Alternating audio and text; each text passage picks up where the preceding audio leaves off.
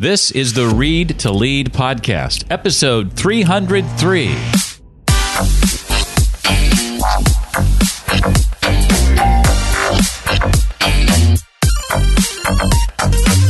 Hi, I'm Michael Port, author of Book Yourself Solid. And if you're looking for a solid and surefire way to rapidly increase the rate of your personal and professional growth, you found it. It's the Read to Lead podcast with my friend, Jeff Brown.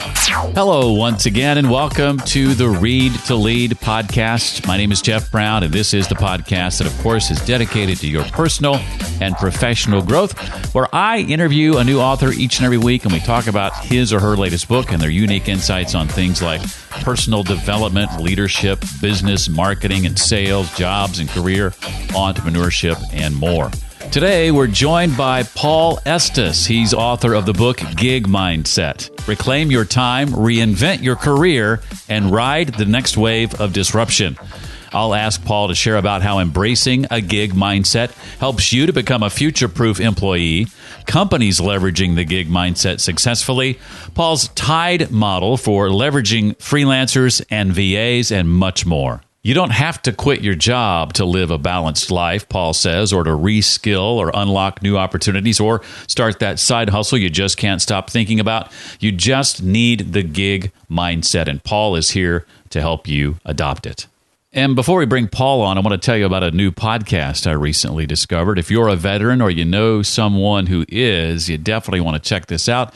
It's called Beyond the Uniform. It's a show to help military veterans navigate their civilian career.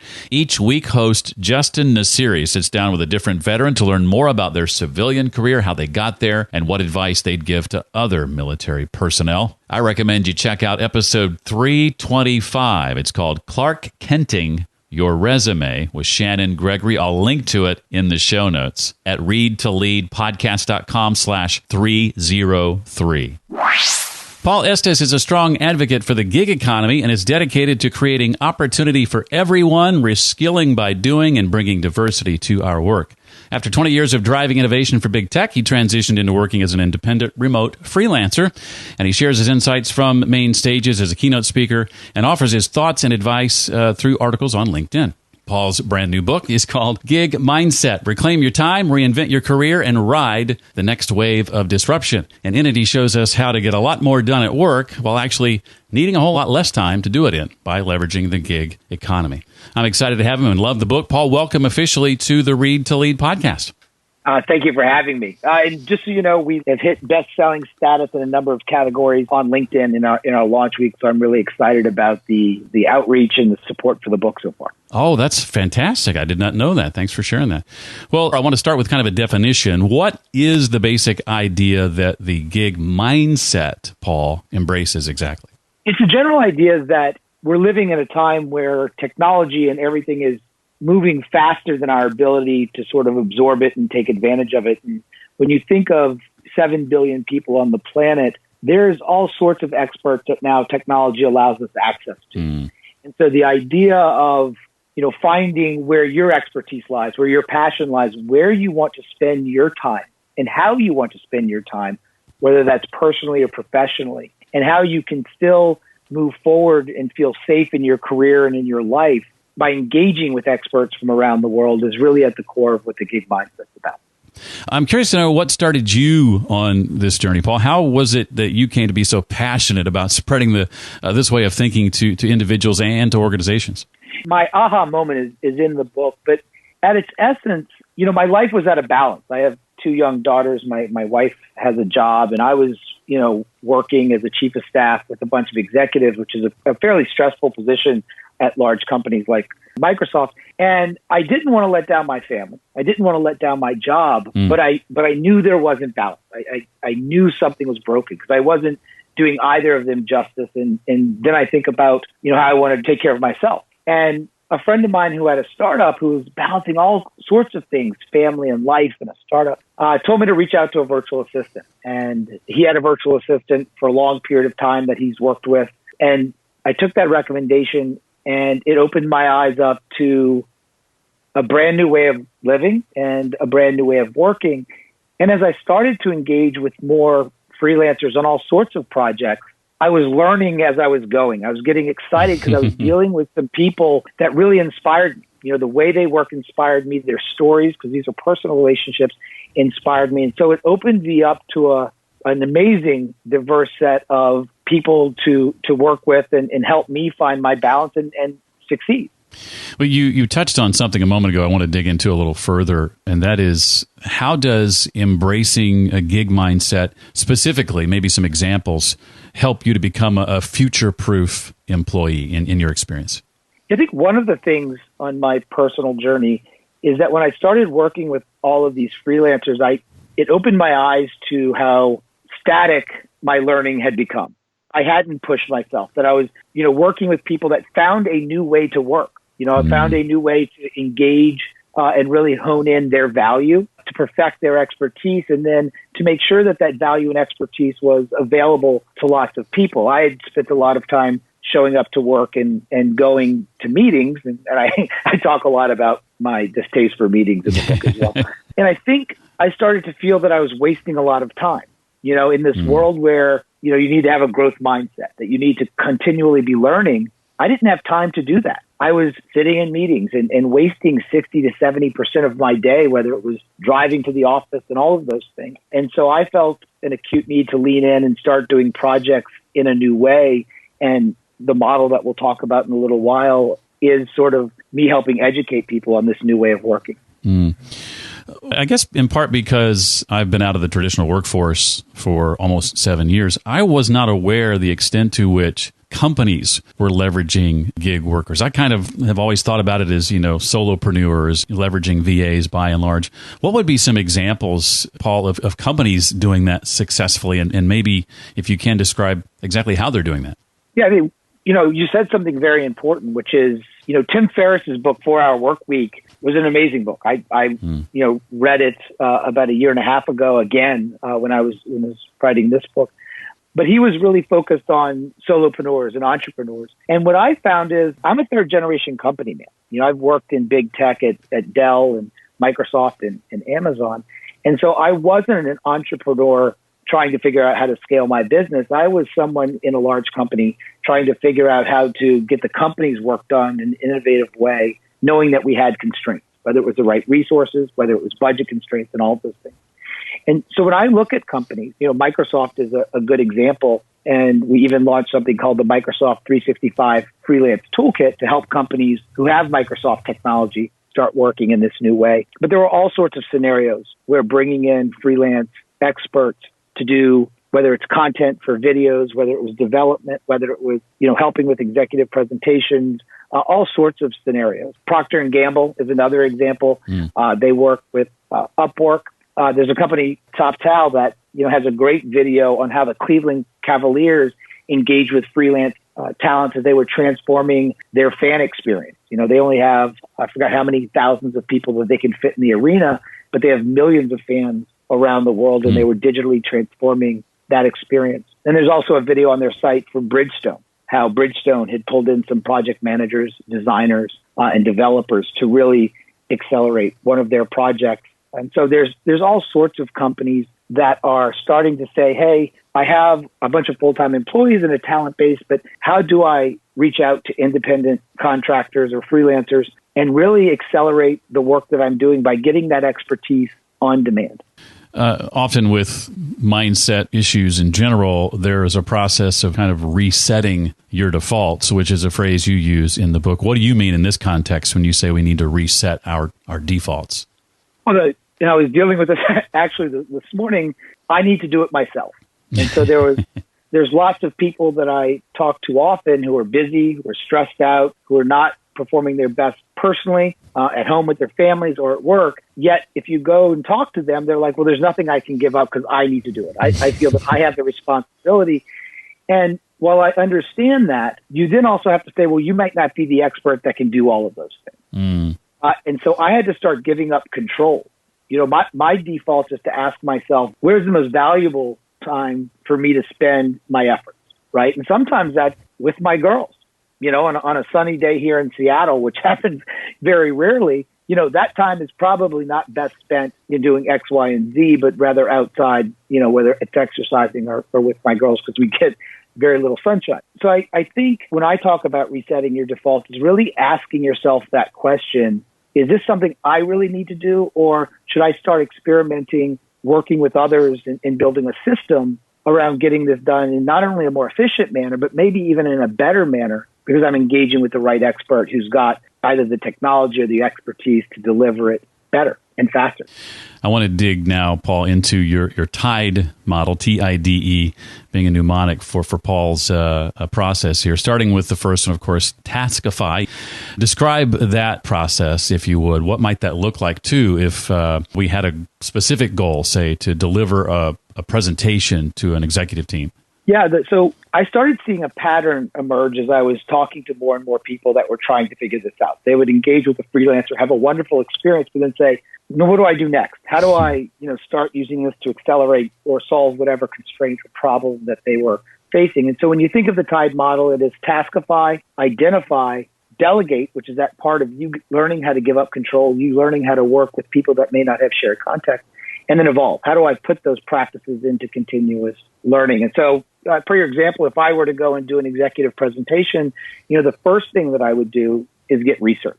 And so I have a lot of freelance researchers and platforms that I use, whether it's research on the audience as well as the topic and the market and everything else. And so I have an amazing researcher, Koser, who I use quite often, and he does amazing research as we start to take on new initiatives. And that's before the presentation is even done, trying to get as smart as I can, quickly as I can on the topic. The other is researching the audience. So I think one of the things that, I learned through my process is as I talk to executive teams, or maybe I do a keynote, or even talking to you, I actually had a virtual assistant pull up some of your information just to understand who you were in the podcast. The second is data insight. So maybe there's a bunch of data you want, and they can either get a virtual assistant to help find the data or have somebody crunch the data and stuff like that. I'd find another expert that maybe does design, whether it's video, which is very impactful in presentations, and or graphics. Narrative writers. I have a ton of writers on my team and have used many writers in writing articles who are experts at narrative writing. I am not an expert writer, but I have frameworks and thoughts and things that I want to get out there. And so I rely on that. And then if you're very fortunate, getting somebody to help you with a presentation coach. The old thing that said people are more scared of getting up in front of an audience than they are of spiders and hurricanes and volcanoes and things like that. And so I've relied a number of times as I've done keynotes and stuff on speaking coaches who really just help you hone the ability to make the presentation land with the audience. I just explained how we took a presentation and broke it down into its parts. I explained how we identified the right type of expert for each of those tasks. The book starts to talk about how do you delegate. Now, instead of me sitting here trying to figure all this out, I'm now working with a bunch of different people. And then as you practice this, you just get better and better at your system. As you broke that down, there were some steps you shared that I don't know that I had even thought of. Is it safe to assume that as you take a task or a project, I should say, and begin whittling it down to its baby steps, that when you first start out and handing this stuff off to other people, you're going to miss some things, right? You're going to make some mistakes, and you just need to be okay with that, right? Yeah, you actually bring up a really important point. I think some people break the glass or pull the emergency switch when they're in a pinch. Like, oh, I've got this really important deadline-driven thing to my boss or my executive team. Let me start learning now. And I never encourage people to start in that moment, because there was a good year, and this is why I wanted to share the learning so people can hopefully shortcut some of this, where I was just trying all sorts of things. Just learning to see what worked, building my process, building my network of freelancers. I probably have 50 or so freelancers in my network, but that's off of a pool of hundreds of people that I've done projects with over the past 3 years. And so when you start building that context, when you start building how you work and expectations and how you communicate, you're putting value into that relationship. And so you want to be able to reap that value and continue that partnership on those different parts of a project. But it does take some experimentation. And I think, everybody talks about the importance of failure, but it's not until you start doing it and overcome that idea that failure is bad. And I think this gives you, like you said, baby steps of ways to go and experiment. Go do a $5 project, a $10 project, and start with those small ones and treat it as if you're going back to school.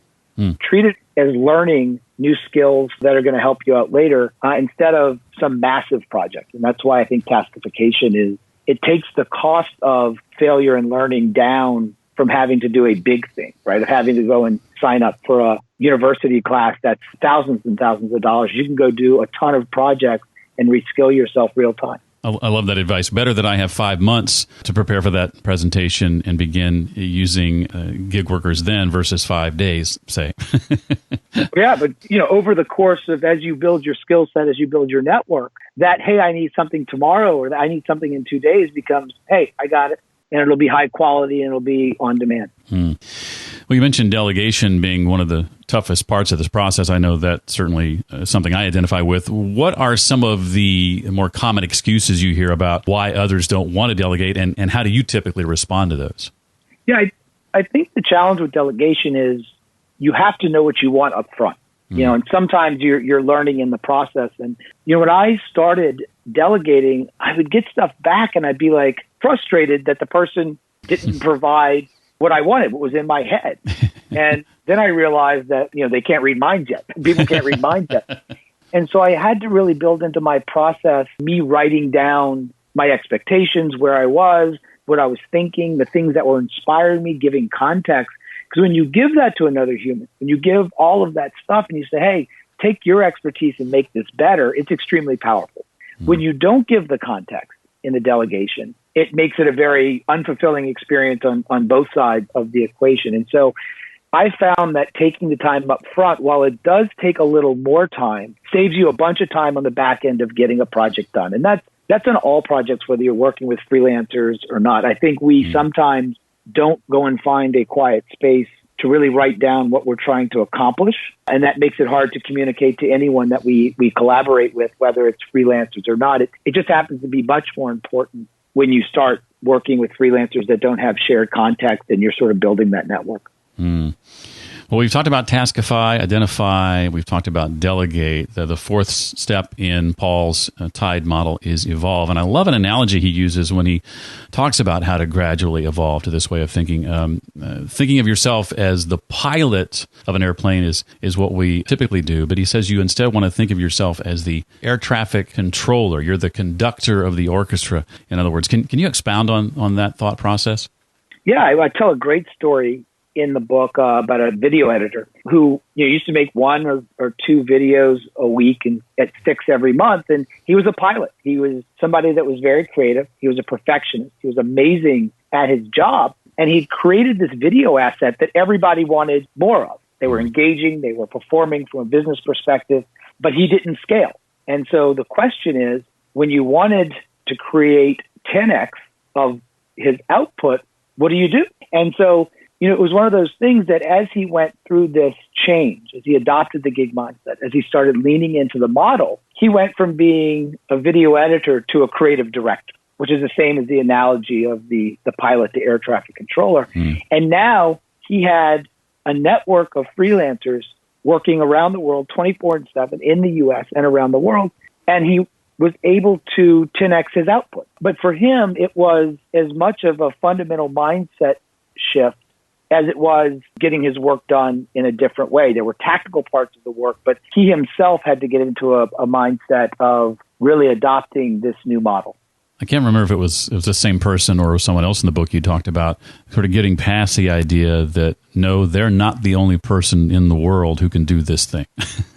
Yeah, there was another designer that I was once talking to saying, hey, you have a constraint. You can't get all the work done that's on your plate. We need your help. And he said, well, I have to do this work. And I was like, well, why? He goes, well, I'm the only person that can. And I remember asking him saying, there's 7 billion people on the planet, and you believe you're the only person that can get this certain task done. And we had a conversation, and eventually he started to understand that this mindset is not designed to replace him. It's designed to really expand the influence of the work that he's doing. And you just change what you're doing. It's like suddenly you can have superpowers. I in very many ways, you do have superpowers. Yeah. It's like if I'm able to wake up every day and know that I have 50 amazing experts that I've done projects with over time, I'm only limited by what I want to create. And it's kind of an exciting thing to think about. Like I've always wanted to write a book. As you read in the book, I use a process that is very much part of the gig mindset to create that book. My podcast, The Talent Economy, is all done with a process with freelancers. And so these things that were before not within reach for me became possible by thinking of a new way to engage with experts. Well, Paul, I've got a couple of questions to ask that aren't directly related to the book, but before I do that, I want to make sure to give you a chance to share anything else from the book that you want to make sure that we know about and walk away with. I think one of the things that's resonated with a lot of people that I've talked to and who've read the book is things are changing. I've been in tech and things are changing fast. And I think sometimes we don't know how to approach it. And I hope that this book is something that provides a view into what's already happening now and what's going to happen in the next 5 years, but a positive look on how to embrace it and treat it as an opportunity. Even though you may be more of a book summary reader than an actual book reader, I'm just kidding. I want you to, maybe you are, I don't know. Think about the books that you have read over the course of your career, Paul, that have had an impact on you, and if you don't mind, share how they've impacted you. Yeah, there's a couple that come to mind. One is Give Work by Lila Jana. And, as I started to really think about the changes that are happening with knowledge work and the globalization of knowledge work, she wrote a very powerful book. She's CEO of a company called Samasource.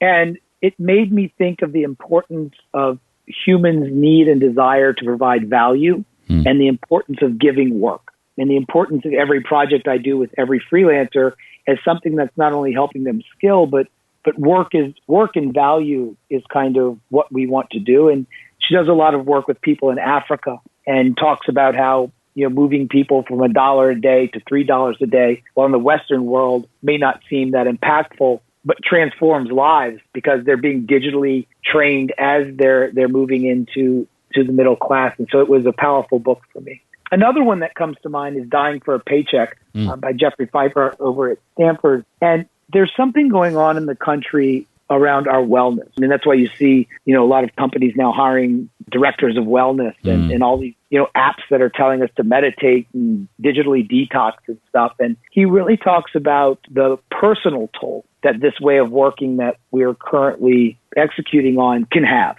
We have a way of working that was built, as everyone says, the 9 to 5 was Henry Ford's idea, in that era. And in many ways, our structures and the way we work are built for that, not for the flexibility and how busy our lives have become and the complexity of our lives. And so the book really frames for me, and something that I'm going to spend this year really thinking about. We're living in different times. How do we adjust the way we work personally, for our organizations, for our companies, and really start to implement those changes because our health depends on it. And so that's it's a personal book for me, and I love it. And then Unlearn. Barry O'Reilly wrote a book, Unlearn, and he's got a great framework in that book on the things that we need to unlearn. Because if you're going to change, if you're going to evolve, if you're going to want to live better or differently, there's things that you have to unlearn. And sometimes I don't think we spend as much time thinking about those things as much as, what changes we need to make. I think you just hit the never been recommended by a previous guest before book trifecta. I do read full books, and I was reading, but before I started writing this book, I spent a year and a half reading a book every 2 weeks. And then when you're writing a book, it's hard to continue to read because every book, then you go back and revisit your manuscript and want to make changes. And so now I'm back to reading every 2 weeks.